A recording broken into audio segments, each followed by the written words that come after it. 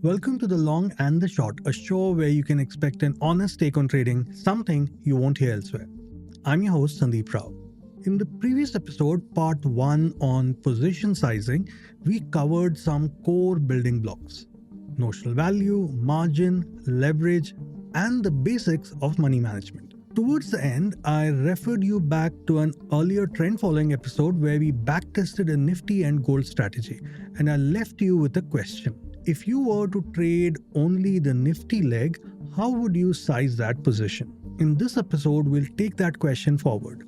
I'll focus on two things. First, how to use backtest data to arrive at a sensible position size. Second, how to consciously dial leverage up or down based on your own risk comfort. So without further ado, let's get started.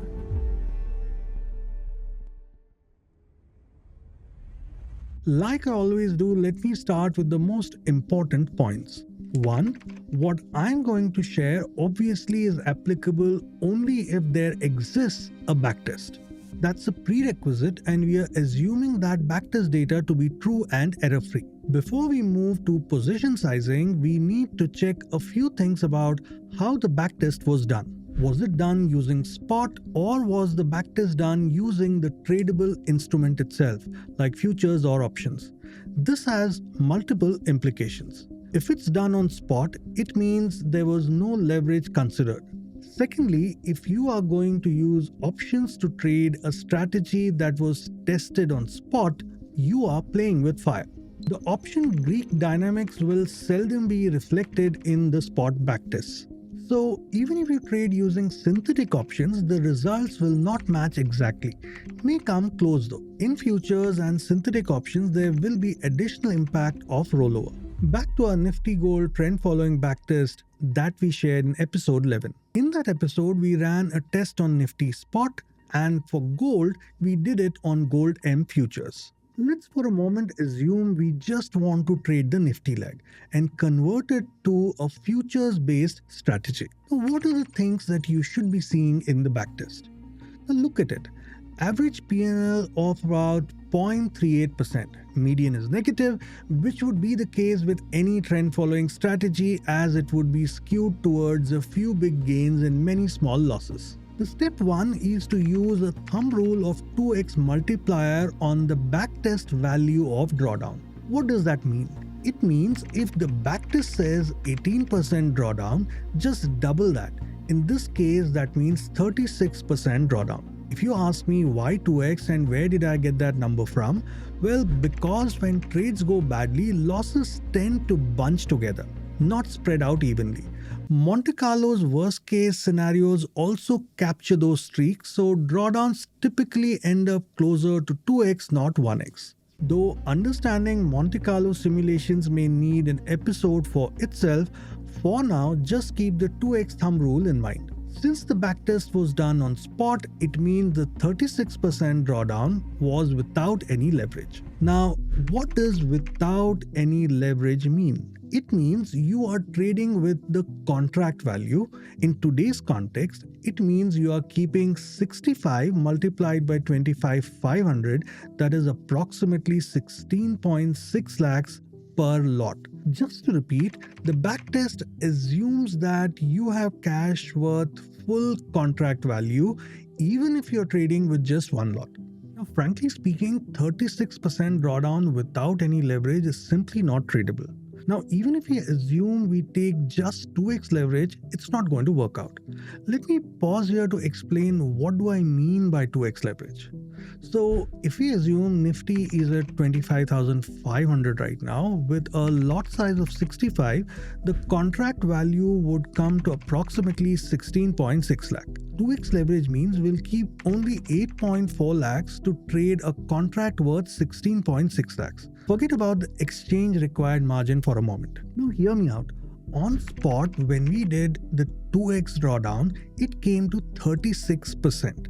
Now, if we take a 2x leverage on top of it, that would mean 72% drawdown. So by any means, this is not a tradable strategy at all. Now you'd obviously ask me, Sandeep uncle, what do we do now?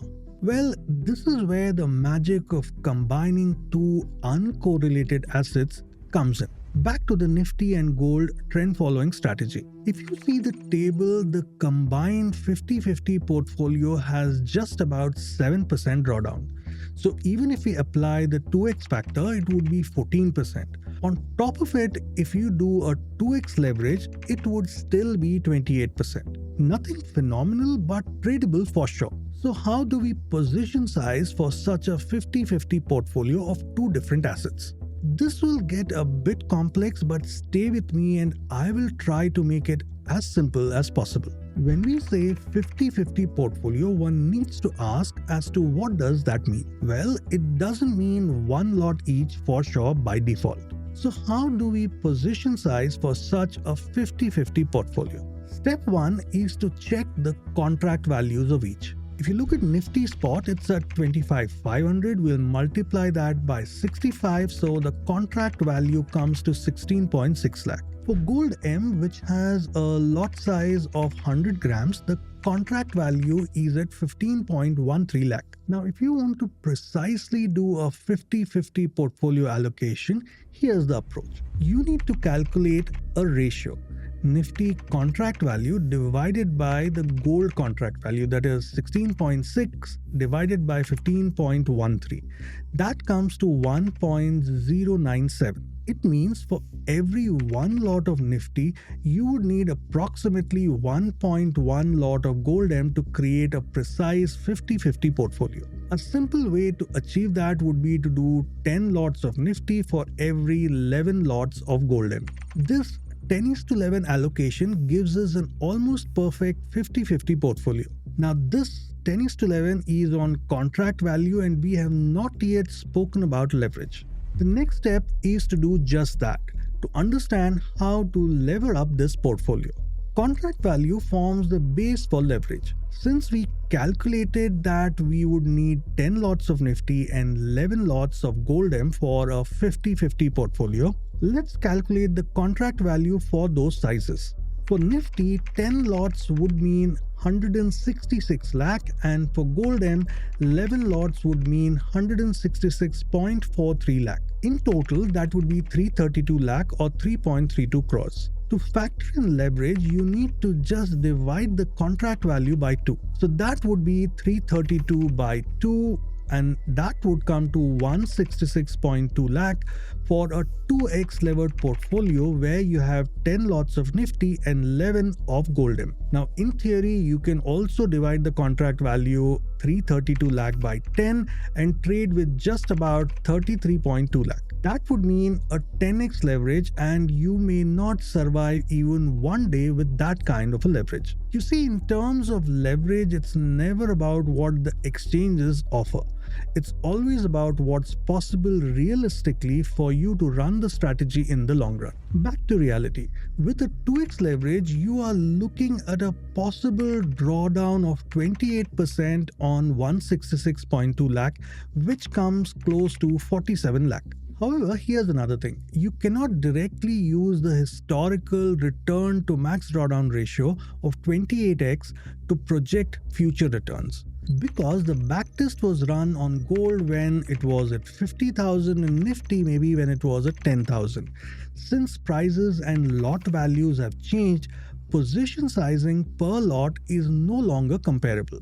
What the backtest really tells us is simpler and more timeless. For every 1 unit of risk taken historically, the strategy has paid 28 units of return. Now that ratio reflects the quality of the edge, not an exact return forecast. And position sizing must be recalculated for today's prices and exposures. Now, obviously, what I shared may not be tradable for many. But if you look at it in reality, in this particular case, the difference between the contract values for both Nifty and Gold M is just about 10%.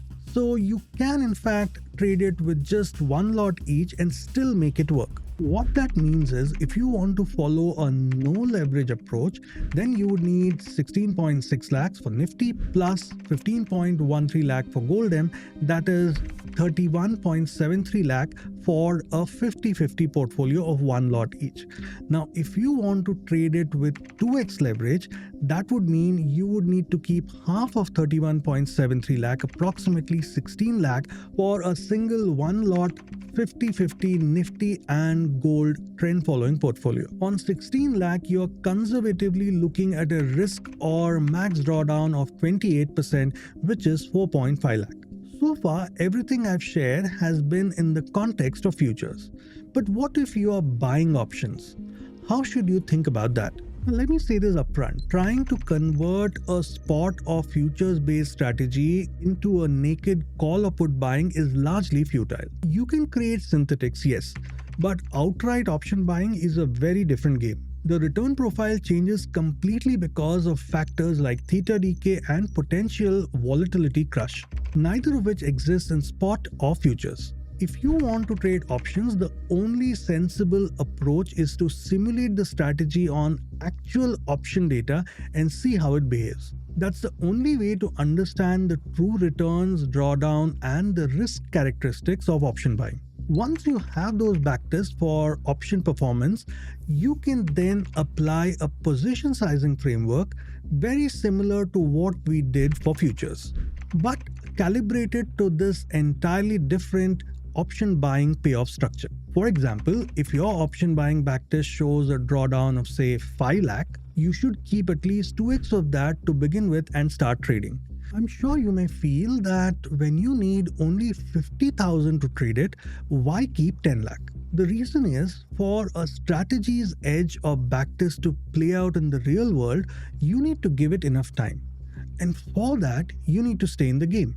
And if you can't stay in the game and blow up, you'll never realize the potential upside of any strategy. So far in this episode, we used a backtest to understand which parameters actually matter when building a position sizing framework. We also looked at how to arrive at a leverage factor based on the contract value. But you see, when it comes to options, especially structured strategies like short straddles and strangles, the same rules can't be applied. And add to that, periodic changes to lot sizes directly impact position sizing, and the problem becomes even more nuanced. That's exactly what we'll dive into in the next part. That's it for this episode. I hope you found this episode useful and interesting. Do share your questions, thoughts, and feedback in the comments. I'll do my best to respond. Thank you for watching, and I'll see you in the next one.